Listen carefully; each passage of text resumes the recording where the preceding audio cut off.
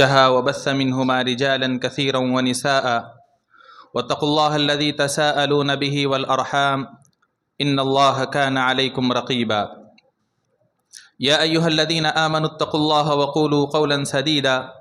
يصلح لكم أعمالكم ويغفر لكم ذنوبكم ومن يطع الله ورسوله فقد فاز فوزا عظيما يا أيها الذين آمنوا اتقوا الله حق تقاته ولا تموتن إلا وأنتم مسلمون أما بعد فإن خير الحديث كتاب الله وخير الهدي هدي محمد صلى الله عليه وسلم وشر الأمور محدثاتها وكل محدثة بدعة وكل بدعة ضلالة وكل ضلالة في النار أعوذ بالله من الشيطان الرجيم بسم الله الرحمن الرحيم إنهم فتية آمنوا بربهم وزدناهم هدى۔ معزز حاضرین، بزرگوں، نوجوانوں، پردہ نشین، خواتین اسلام، تمام قسم کی تعریف، بڑائی، کبریائی اس اللہ وحدہ لا شریک کے لیے ہے جس اللہ نے ہم تمام کو رمضان المبارک جیسی عظیم نعمت سے مالا مال فرمایا، اور جس اللہ نے ہم اور آپ کو رمضان المبارک کا وہ آخری عشرہ نصیب فرمایا جس میں اللہ تبارک و تعالیٰ نے 1000 مہینوں سے بہتر عبادت والی رات رکھی ہے۔ بعدہ درود و سلام نازل ہو تمام انبیاء کرام پر، خصوصاً آخری نبی محمد رسول اللہ صلی اللہ علیہ وسلم پر، جن کی تعلیمات ہم اور آپ کی دنیا اور آخرت کو سنوارنے والی ہے، جن کی تعلیمات پر عمل کر کے ہم دنیا میں بھی کامیاب ہوں گے اور بإذن اللہ آخرت میں بھی انشاءاللہ کامیابی ہمارے قدم چومے گی۔ معزز حاضرین، ویسے تو یہ عبادت کی رات ہے، زیادہ سے زیادہ ان راتوں کے اندر ہمیں عبادتوں پر توجہ دینی ہے، ذکر و اذکار، قرآن کی تلاوت، قیام اللیل، صدقہ و خیرات، دعا و استغفار، ان تمام چیزوں میں ہمیں اپنا زیادہ سے زیادہ وقت صرف کرنا ہے۔ چونکہ ہمارے ایک ماحول کے اندر ان چیزوں کی عادت ہو گئی ہے، اس لیے مختصراً کچھ نصیحت علم حاصل کرنے کے لیے ایک مجلس لگتی ہے تو ہم ہمیشہ اسے اپنی عادت نہ بنائیں، بلکہ جہاں تک ہو سکے ان چیزوں کو ہم اپنے معاشرے میں کم کرنے کی کوشش کریں، اور اس بات کی زیادہ کوشش کریں کہ ان راتوں کو ہم کثرت کے ساتھ اللہ تبارک و تعالیٰ کی عبادت کریں۔ اللہ تبارک و تعالیٰ نے انسان کو جو زندگی دی ہے، انسان کو جو عمر اللہ تبارک و تعالیٰ نے دی ہے، اس کو اگر آپ دیکھیں گے تو اسے آپ 3 حصوں میں اس کو تقسیم کر سکتے ہیں۔ ایک تو بچپن کا مرحلہ ہوتا ہے، اور ایک جوانی کا مرحلہ ہوتا ہے، اور ایک بڑھاپے کا مرحلہ ہوتا ہے۔ شریعت اسلامیہ کی تعلیمات اگر ہم اور آپ دیکھیں گے تو شریعت کی تعلیمات میں یہ جو درمیانی مرحلہ ہے، جوانی والا جو مرحلہ ہے، اس مرحلے کی بڑی اہمیت شریعت اسلامیہ کی نظر میں ہے، اور شریعت کے اندر بہت ساری ایسی تعلیمات ہیں جو تعلیمات کے جوانوں کے لیے، نوجوانوں کے لیے ہیں، اور جس میں اللہ تبارک و تعالیٰ اور اللہ کے نبی صلی اللہ علیہ وسلم جوانوں کو اور نوجوانوں کو مخاطب کرتے ہوئے بہت سارے تعلیمات اللہ تبارک و تعالیٰ اور اللہ کے نبی صلی اللہ علیہ وسلم دیتے ہیں، کیونکہ کسی بھی معاشرے میں نوجوانوں کی بڑی اہمیت ہوتی ہے۔ نوجوان اگر کسی بھی معاشرے کے اندر سدھر جاتا ہے، کسی بھی معاشرے کے اندر اگر نوجوان رہتے ہیں اور نوجوان اس معاشرے کی یا اس قوم کی اصلاح کرنا چاہیں تو پھر کوئی بھی طاقت انہیں روک نہیں سکتی۔ نوجوانوں کا معاشرے کی کردار کے اندر، معاشرے کو بنانے میں، سوسائٹی کو بنانے کے اندر ان کا بڑا اہم رول ہوتا ہے، ان کا بڑا اہم کردار ہوتا ہے۔ اس لیے شریعت اسلامیہ نے نوجوانوں کے اوپر خصوصی توجہ دی ہے۔ شریعت اسلامیہ کی تعلیمات اگر آپ پڑھیں گے تو آپ کو جا بجا یہ جو جوانی کا مرحلہ ہے اس کی اہمیت شریعت اسلامیہ ہم اور آپ کو وضاحت کرتی ہے۔ شریعت اسلامیہ ہم اور آپ کو بتاتی ہے کہ یہ نوجوانی والا مرحلہ بڑا ہی اہم مرحلہ ہے، بہت ہی اہمیت والا مرحلہ ہے۔ آپ دیکھیں کہ جب اللہ تبارک و تعالی قیامت کے دن لوگوں سے سوالات کریں گے، ان سوالات کے اندر اللہ تبارک و تعالیٰ کا ایک سوال یہ بھی ہوگا کہ تم نے اپنی زندگی کہاں گزاری؟ جو زندگی اللہ تبارک و تعالیٰ نے تمہیں دی ہے اس زندگی کو تم نے کہاں گزاری؟ اب زندگی میں آپ دیکھ لیں گے تو بچپن کا جو مرحلہ ہے اس مرحلے سے تو اللہ تبارک و تعالیٰ ہم سے کوئی سوال کرنے والا نہیں ہے، کیونکہ آدمی جب بچہ ہوتا ہے بچپن کے مرحلے میں ہوتا ہے تو اس پر کوئی چیز فرض نہیں ہوتی ہے، اس کے اوپر کسی قسم کا کوئی اللہ تبارک و تعالیٰ نے ذمہ داری نہیں ڈالی ہے، شریعت اسلامیہ نے ان پر کوئی ذمہ داری نہیں ڈالی ہے۔ اور اگر ہم اس کے بعد والے مرحلے کو دیکھیں گے تو جوانی کا مرحلہ، پھر اس کے بعد بڑھاپے کا مرحلہ ہوتا ہے، اور اگر ہم اپنے معاشرے میں دیکھیں گے تو اکثر لوگ بڑھاپے کے مرحلے کو پہنچتے ہی نہیں ہے۔ یعنی اگر جب اللہ تبارک و تعالی ہم سے اپنی عمر کے بارے میں سوال کرے گا تو سب سے زیادہ جس مرحلے کے تعلق سے ہم اور آپ مسئول ہوں گے، اللہ تبارک و تعالی کے سوال کے جواب دینا ہمارے اوپر ذمہ داری ہوگی، تو وہ یہی جوانی والے مرحلے کے بارے میں ہم اور آپ کو جواب دینا ہوگا کہ ہم نے جوانی اللہ تبارک و تعالیٰ کی عبادت میں گزاری یا اللہ تبارک و تعالیٰ کی نافرمانی میں گزاری، اس جوانی کو ہم نے شریعت پر عمل کرتے ہوئے گزارا یا شریعت کی نافرمانی میں گزارا، اس جوانی کو ہم نے اللہ کی اطاعت میں گزارا یا کہ شیطان کی اطاعت میں گزارا، اس جوانی کو ہم نے جنت کے حصول کے لیے اس جوانی کو ہم نے وقف کیا یا ہم نے ایسے اعمال کیے جو کہ ہم اور آپ کو جہنم کی طرف لے کر جانے والے ہیں۔ تو اس لیے جب اللہ تبارک و تعالیٰ یہ سوال کریں گے کہ تم نے اپنی زندگی کہاں گزاری، اپنی عمر جو عمر اللہ تبارک و تعالی نے میں نے تمہیں دی تھی یہ عمر تم نے کہاں گزاری، تو پھر ہم اور آپ کو اس سوال کے جواب کے لیے تیار ہونا پڑے گا۔ اگر ہم اور آپ اس سوال کے جواب کی تیاری کرنا چاہتے ہیں تو یہ جو جوانی کا مرحلہ، جوانی کی جو عمر اللہ تبارک و تعالی نے دی ہے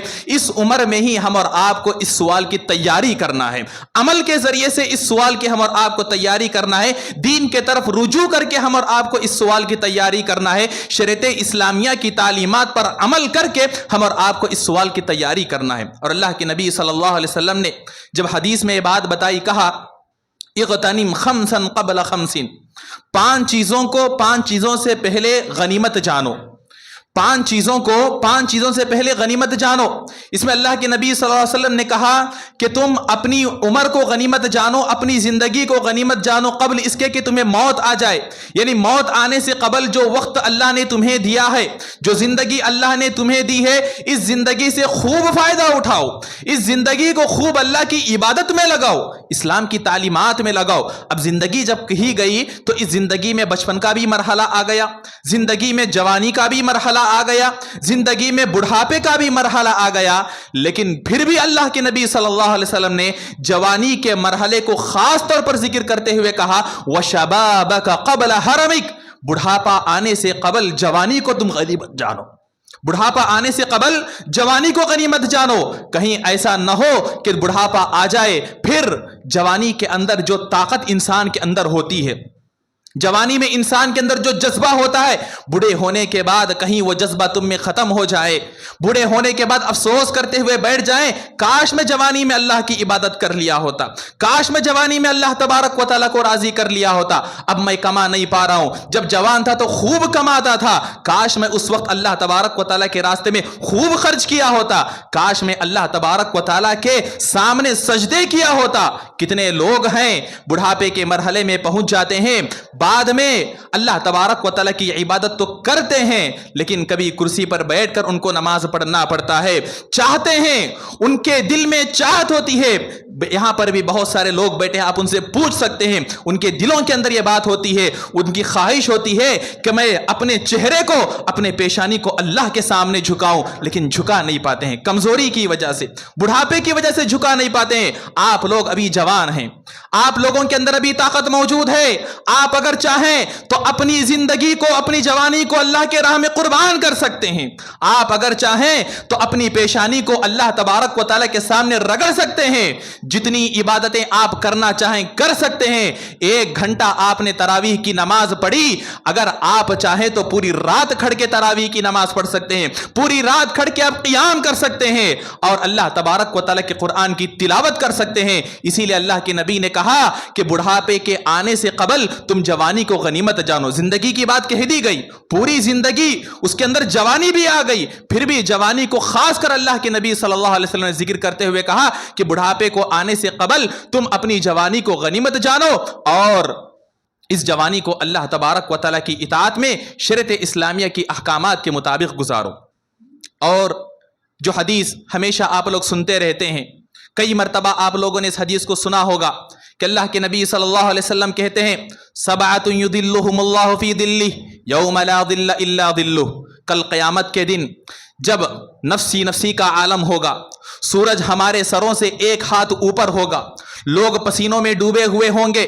کوئی اپنے ٹخنوں تک ڈوبا ہوا ہوگا، کوئی اپنے گھٹنوں تک ڈوبا ہوا ہوگا، کوئی اپنی کمر تک پسینوں میں ڈوبا ہوا ہوگا، کوئی اپنے کاندھوں تک، کوئی اپنی گردن تک پسینے میں ڈوبا ہوا ہوگا، ہر آدمی اپنے اپنے عمل کے لحاظ سے پسینے کے اندر ڈوبا ہوا ہوگا۔ اس دن کوئی سایہ نہیں ہوگا، اس دن کوئی سایہ نہیں ہوگا۔ لیکن اللہ کے نبی کہتے ہیں 7 قسم کے لوگ ایسے ہیں کہ اللہ تبارک و تعالیٰ قیامت کے دن انہیں اپنے سائے میں، اپنے عرش کے سائے میں سایہ دے گا۔ جب کوئی سایہ نہیں، ایسے موقع پر 7 قسم کے لوگوں کو اللہ تبارک و تعالیٰ سایہ دینے والا ہے۔ اس میں اللہ کے نبی صلی اللہ علیہ وسلم نے کہا وَشَابٌ نَشَأَ فِي عِبَادَةِ اللَّهِ، اس کے اندر ایسا ایک نوجوان آدمی بھی ہوگا جس کی جوانی اللہ کی عبادت میں گزری ہوگی۔ آج ہم دیکھیں ہمارے نوجوان کہاں پر ان کی زندگی گزر رہی ہے، ان کے ترجیحات کیا ہیں، ان کے دل میں لوگوں کی جانب سے جو مسلمانوں کے دشمن ہیں، اسلام دشمن جو لوگ ہیں، ان کی جانب سے یہ بات ان کے دلوں میں ڈال دی گئی ہے بس ایک ہی زندگی ملنے والی ہے، زندگی تو ایک ہی مل رہی ہے، بار بار زندگی ملنے والی نہیں ہے، خوب عیش کرو، مائی لائف مائی رولز والی آج لوگوں کی زندگی چل رہی ہے کہ میری زندگی میری مرضی، میری زندگی میرے اپنے اصول، مجھے اللہ کے اصول سے کوئی لینا دینا نہیں، مجھے رسول کے اصول سے کوئی لینا دینا نہیں، نہ مجھے قرآن کے اصول کی ضرورت ہے، نہ مجھے حدیث کے اصولوں کی ضرورت ہے، میری زندگی ہے میں اپنی منمانی کروں گا۔ جب آپ کی زندگی ہے آپ اپنی منمانی کریں گے تو آپ اللہ کی بنائی ہوئی مخلوق ہے، پھر اللہ بھی اپنی منمانی کرے گا، پھر جہنم میں جب جائیں گے تب پتہ چلے گا کہ زندگی آپ کی تھی یا اللہ کی دی ہوئی تھی۔ تو اس لیے ہم اپنی جوانی کو اللہ کی عبادت میں گزاریں۔ اللہ کے نبی نے یہ بات کہی وَشَابٌ نَشَأَ فِي عِبَادَةِ اللَّهِ، قیامت کے دن اللہ تبارک و تعالیٰ ایسے جوان کو بھی، ایسے نوجوان کو بھی اپنے عرش کے سائے میں جگہ دیں گے جو نوجوان اللہ تبارک و تعالیٰ کی عبادت میں اپنی زندگی کو گزارا ہوگا۔ اور اسی میں اللہ کے نبی صلی اللہ علیہ وسلم نے ایک اور ایسے آدمی کا بھی تذکرہ کیا۔ اللہ کے نبی کہتے ہیں وَرَجُلٌ دَعَتْهُ امْرَأَةٌ ذَاتُ حَسَبٍ وَنَسَبٍ وَجَمَالٍ، اور ایسا آدمی بھی کل قیامت کے دن اللہ کے سائے میں یا عرش کے سائے میں ہوگا جسے ایک خوبصورت عورت، ایک حسب و نسب والی عورت، بڑے اونچے خاندان والی عورت گناہ کی طرف دعوت دیتی ہے تو وہ آدمی کہتا ہے، وہ جوان کہتا ہے انی اخاف اللہ، میں اللہ سے ڈرنے والا ہوں، مجھے یہ دنیا کی رنگینیاں نہیں چاہیے، مجھے دنیا کی شہرت نہیں چاہیے، مجھے دنیا کے خواہشات نہیں چاہیے، میں اپنے خواہشات کو شریعت کے حدود میں رہ کر پورا کروں گا۔ آپ ایک بات یاد رکھ لیں، یہاں پر شریعت اسلامیہ کبھی ہم سے یہ نہیں کہتی کہ تم اپنی خواہشات کو مار ڈالو۔ اگر تمہیں پیسہ کمانے کی خواہش ہے، شریعت کبھی یہ نہیں کہتی کہ پیسہ مت کماؤ، اپنی خواہش کو ختم کر دو۔ شریعت یہ کہتی ہے کہ تم اپنی خواہش کو شریعت کی دائرے میں رہ کر پورا کرو۔ اگر انسان کے دل میں، انسان کے من کے اندر جب آدمی جوان ہوتا ہے، جوانی کے مرحلے میں جاتا ہے، چاہے مرد ہو کہ عورت، ان کے اندر ایک نفسانی خواہشات پیدا ہوتی ہیں۔ کسی کو مال کمانے کی خواہش ہوتی ہے، کسی کو نام کمانے کی خواہش ہوتی ہے۔ شریعت اسلامیہ یہ نہیں کہتا کہ تم اپنی خواہشات کو ختم کر دو،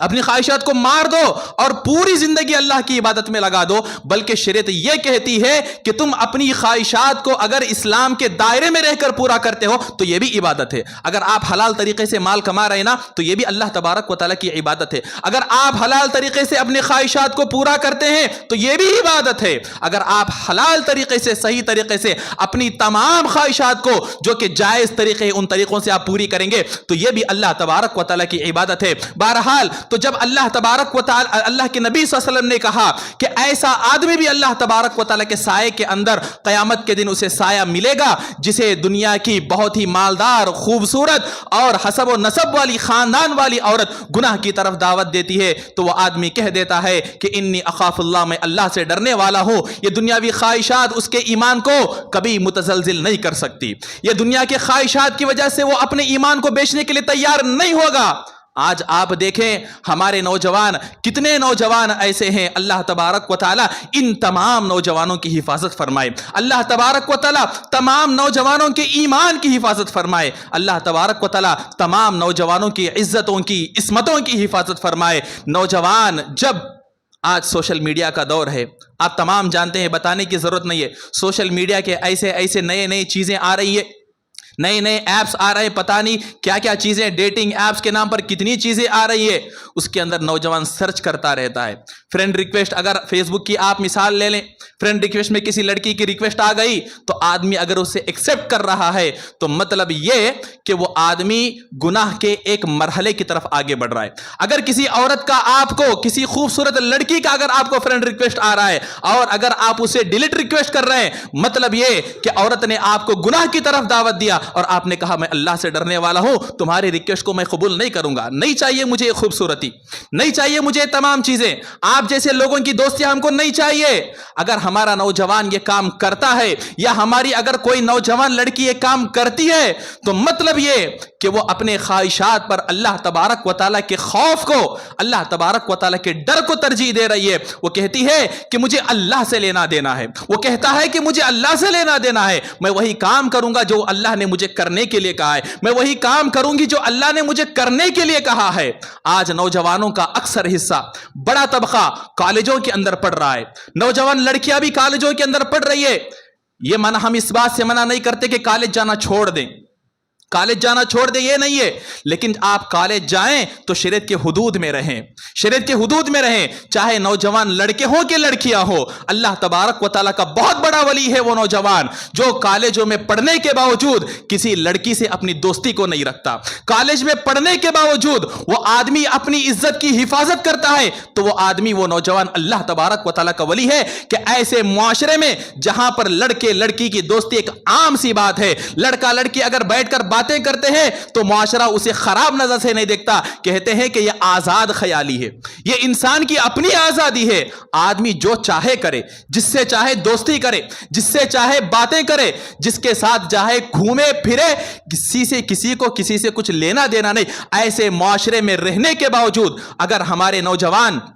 کالجز کو جا رہے ہیں، ہماری نوجوان لڑکیاں کالجز کو جا رہی ہیں اور اگر اپنے ایمانوں کی حفاظت کر رہی ہے تو پھر یہ نوجوان لڑکے اور لڑکیاں اللہ تبارک و تعالیٰ کے بہت بڑے ولی ہیں، اور انشاءاللہ تبارک و تعالیٰ یہ بھی کل قیامت کے دن اگر اسی طرح اپنے ایمان کی حفاظت کرتے رہیں، اللہ تبارک و تعالیٰ کی تعلیمات پر عمل کرتے رہیں، قیامت کے دن اللہ تبارک و تعالیٰ کے عرش کے سائے میں یہ لوگ جگہ پا سکتے ہیں۔ حاضرین، یہ جوانی جو چیز ہے یہ انسان کو بہت زیادہ جذباتی بنا دیتی ہے۔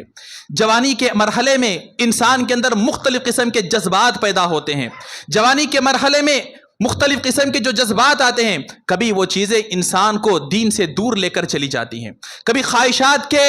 راستے پہ انسان چلا جاتا ہے، اور کبھی جوانی کے اندر ایسا بھی ہوتا ہے کہ آدمی شریعت کی تعلیمات پر اپنے آپ کو اتنا عمل کرنے لگتا ہے کہ شریعت کے حدود سے باہر نکل جاتا ہے۔ دین کے معاملے میں بھی کبھی انسان ایسی قسمیں کھا لیتا ہے کہ مجھے دنیا کے اندر دنیاوی چیزوں سے کوئی لینا دینا نہیں، دنیا کی نعمتوں سے مجھے کوئی لینا دینا نہیں، یہ چیز بھی شریعت کے پاس مطلوب نہیں ہے۔ آپ دنیا کی خواہشات کو پورا کریں، لیکن جیسا کہ ہم نے کہا کہ شریعت کے حدود میں رہ کر آپ اپنی خواہشات کو پورا کریں۔ اللہ کے نبی صلی اللہ علیہ وسلم کے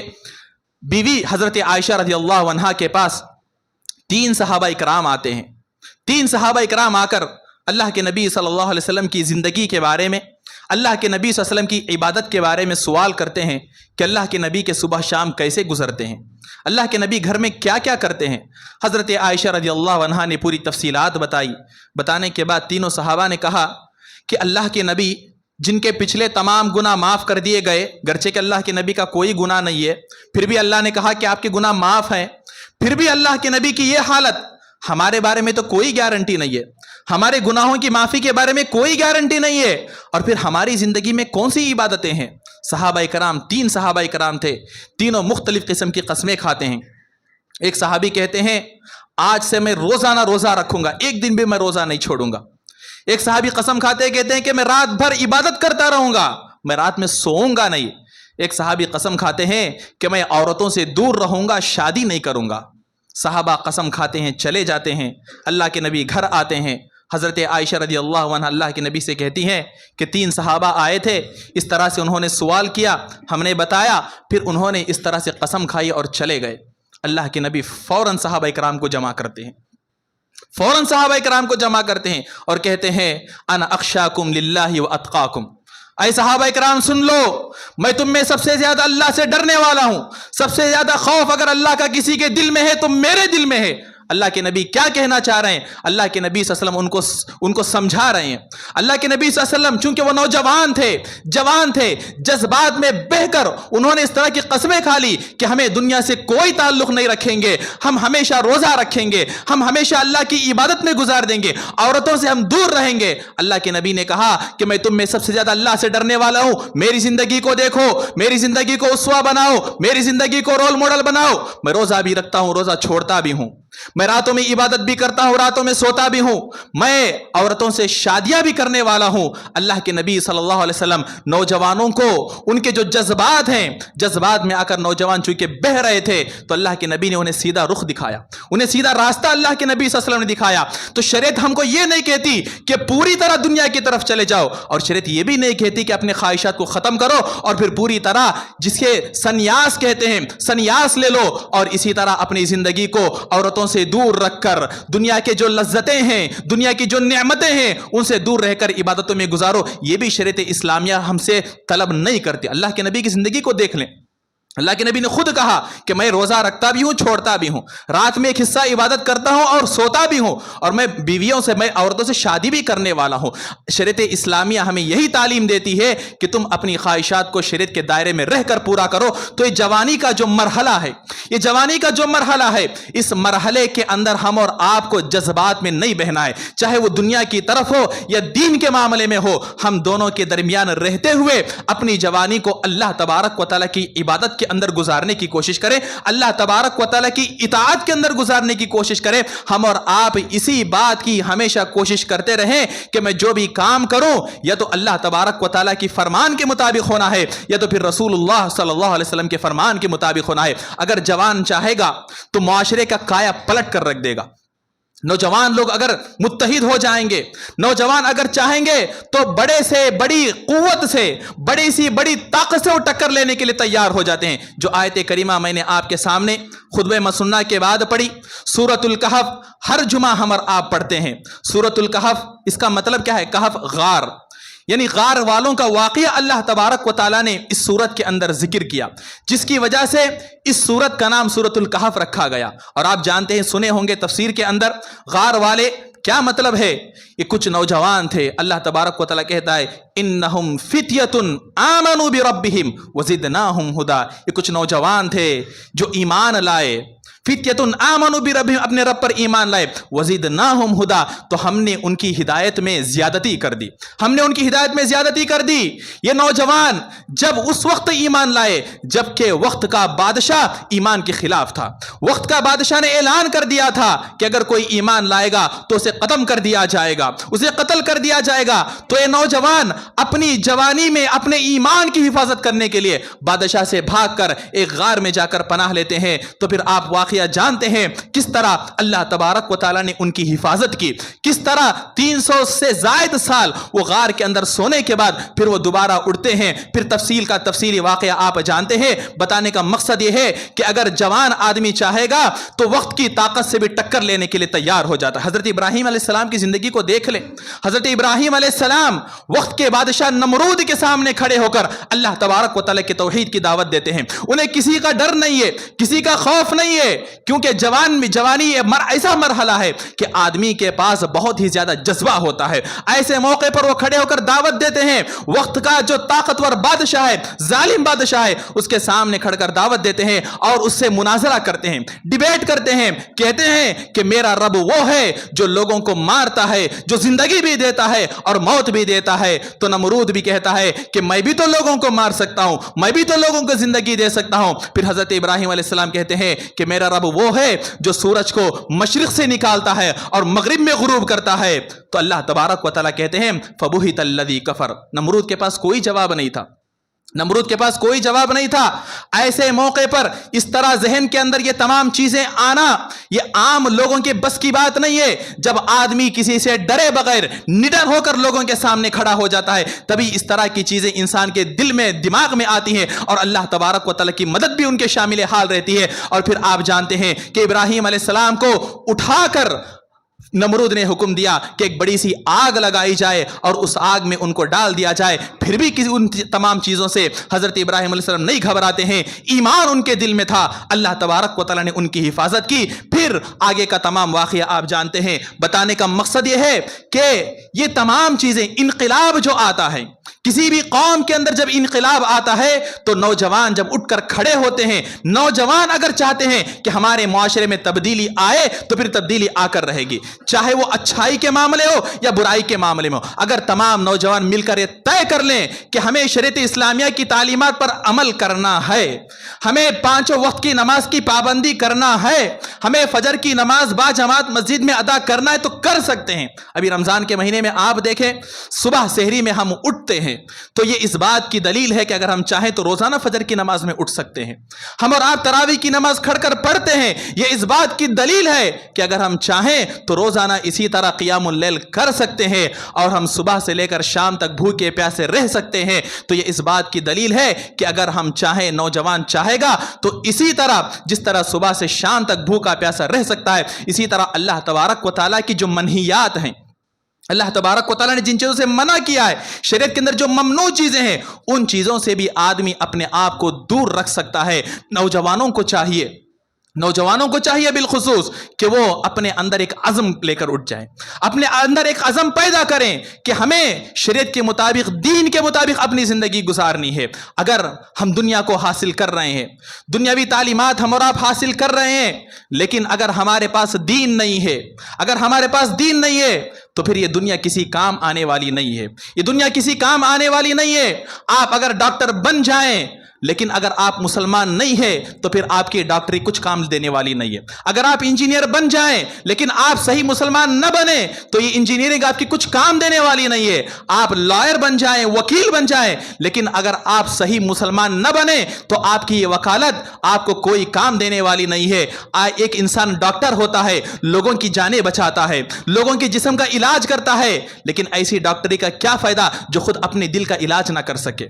आदमी इंजीनियर होता है, लोगों के घर बनाता है, लेकिन ऐसी इंजीनियरिंग का क्या फायदा जो आदमी जन्नत में अपना घर ना बना सके। आदमी वकील होता है, लोगों की तरफ से केस लड़ता है, लेकिन ऐसी वकालत का क्या फायदा जो वकालत के अल्लाह तबारक व तआला के पास खुद अपना केस लड़ने से आदमी कासिर हो जाए। तो हम और आप ये अज़्म कर लें, ये तय कर लें कि हमें कुछ भी बनना है, सबसे पहले मुसलमान बनना है। सबसे पहले अपने दिलों में हमें ईमान को ताज़ा करना है। अगर हम दुनिया हासिल कर लें लेकिन दिल में ईमान नहीं, दिल में इस्लाम नहीं, जिंदगी में इस्लाम नहीं, तो फिर ये तमाम चीज़ें हमें सिर्फ दुनिया के हद तक हम और आपको कामयाब करेंगी, दुनिया के हद तक हम और आप अच्छी ज़िंदगी गुजार पाएंगे, लेकिन कल क़यामत के दिन ये तमाम चीज़ें हम और आपके काम आने वाली नहीं है। तो हम और आप नौजवानों से जब ये कहते हैं कि दीनी इल्म हासिल करें, दीनी इल्म हासिल करें, इसका हरगिज ये मतलब नहीं कि आप तमाम अपनी जिंदगी को छोड़कर तमाम के तमाम लोग मदरसा चले जाएं,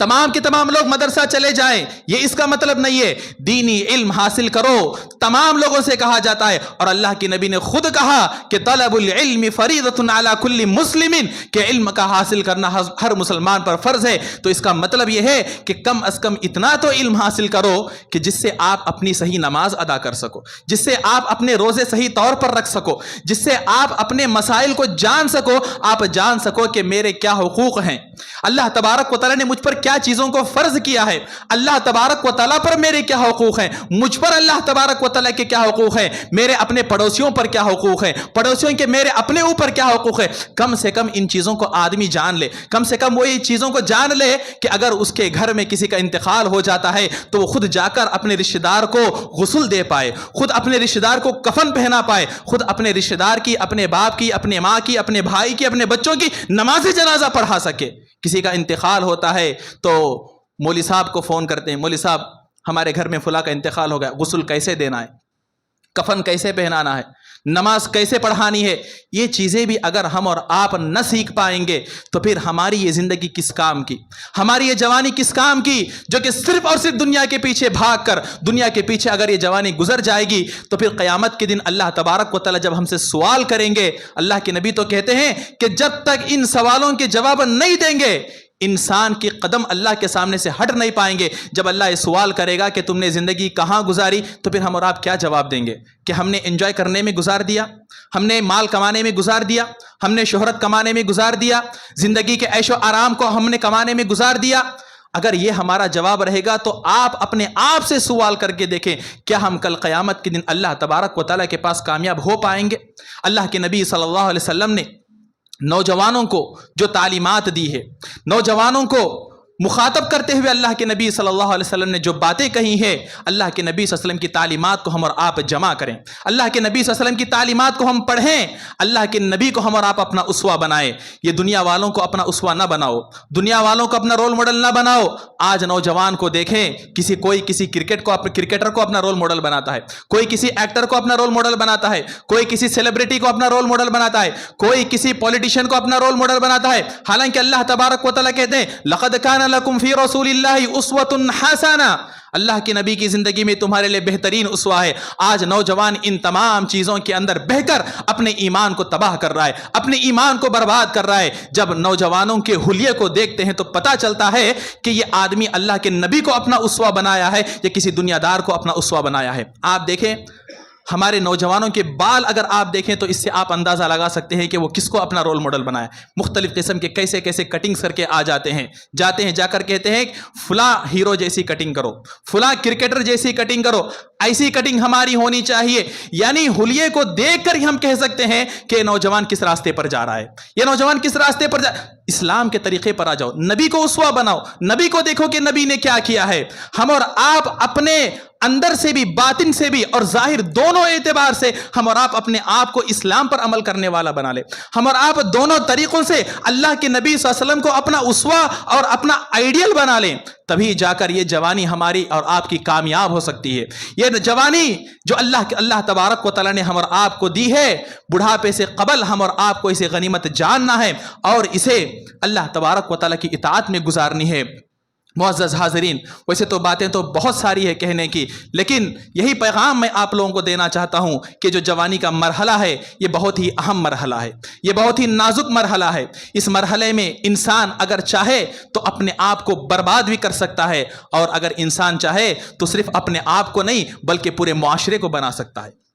پورے معاشرے کا کایا انسان پلٹ سکتا ہے۔ اگر نوجوان اپنی اس مرحلے میں چاہے تو ہم اور آپ اس مرحلے میں خاص کر اللہ تبارک و تعالیٰ کی تعلیمات کی طرف آ جائیں، نبی کی تعلیمات کی طرف آ جائیں، اسلام پر عمل کرنے والے ہم اور آپ بن جائیں، تو انشاءاللہ دنیا میں بھی ہم اور آپ کامیاب ہوں گے، آخرت میں بھی اللہ تبارک و تعالیٰ ہم اور آپ کو کامیابی سے ہمکنار کرے گا۔ اللہ تبارک و تعالیٰ سے دعا ہے کہ اللہ تبارک و تعالیٰ ہم تمام کو سنی ہوئی باتوں پر عمل کرنے کی توفیق عطا فرما۔ اللہ تبارک و تعالیٰ ہماری جوانی کو اللہ کی اطاعت میں، اللہ کی عبادت میں گزارنے کی توفیق عطا فرما۔ اللہ تبارک و تعالیٰ ہمیں جو بھی کام کرے قرآن و حدیث کی روشنی میں کرنے کی توفیق عطا فرما۔ اللہ تبارک و تعالی ہمیں نبی صلی اللہ علیہ وسلم کو اپنا اسوہ اور آئیڈیل بنانے کی توفیق عطا فرما۔ آمین۔ وآخر دعوانا ان الحمد للہ رب العالمین۔ والسلام علیکم ورحمۃ اللہ وبرکاتہ۔